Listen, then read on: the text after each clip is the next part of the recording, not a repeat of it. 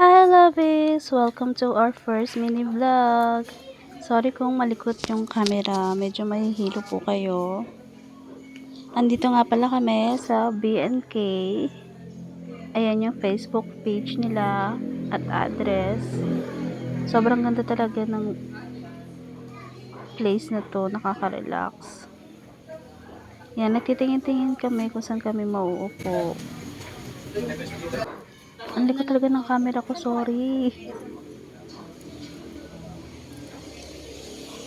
Sige, dyan na lang sa sila. Wala nga pala masyadong tao that time kasi Monday, weekday. Pero pag weekends, grabe ang daming tao dito. As in, dinadayo talaga ng mga riders. Pangatlong beses na nga pala namin dito. And last time na pumunta kami dito was 2019. Yes, it's been 4 years. Tapos ayan, nagtitingin-tingin lang kami kung anong ordering namin. Sobrang gutom na talaga kami dyan kasi past 3 PM na at wala pa kaming lunch. Ang in-order nga pala namin ay Mix All Grande. Good for 2 person na worth 400 pesos. I-insert ko na lang dyan kasi sa sobrang gutom namin, hindi ko na nabidyohan. Tapos, tamang isip pa ako dyan kung order ba ako ng chocolate drinks or Milo na frap. Ang in-order nga palang drinks ng asawa ko is Black Gulaman. Sobrang sarap nung timpla nila dito na worth 60 pesos, 500 milliliters na siya. Then, nakapag-decide ako na Milo frap yung ordering ko. Milo Dinosaur frap na worth 180 pesos. Sobrang solid din, promise.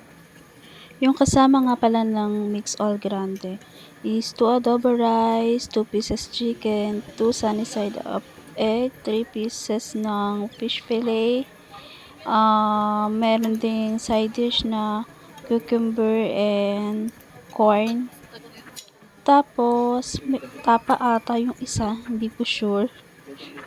And then yung isa is akala ko onion rings. Pero calamaris ata yun. Yung extra rice pala nila dito is 35 peso. Yung adobo rice na po yun. Sulit talaga yung worth 400 pesos kasi hindi pa talaga namin naubos yun yung ulam. May na-take out pa kami. Hala, sige, kain siya sa Jusawa dahil gutom na gutom talaga. Grabe.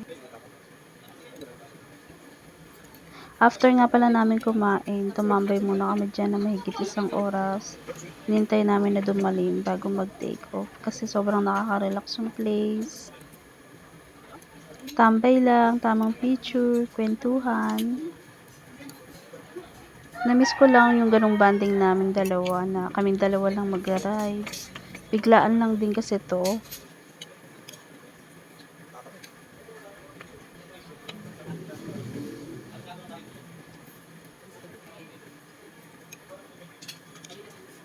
Tabi pa lang yan, may bago silang binibuild na B&K Hotel and Restaurant ata yun. Then, meron din basketball court sa area na yan. Pwede kayong mag-basketball doon while waiting sa order nyo. Mas malawak na rin yung parking lot nila ngayon. Hindi ko na rin yung na-videohan. First timer vlogger talaga. Feeling vlogger lang. Ewan ko ba kung bakit nakaganto yung camera ko at di ko naisip na i-landscape siya. Kaya ganyan yung kuha. Mahina nga pala yung signal dito pero meron naman silang wifi vending machine. 5 pesos for 30 minutes. Ayun lang, lovies. Till next vlog. Thank you.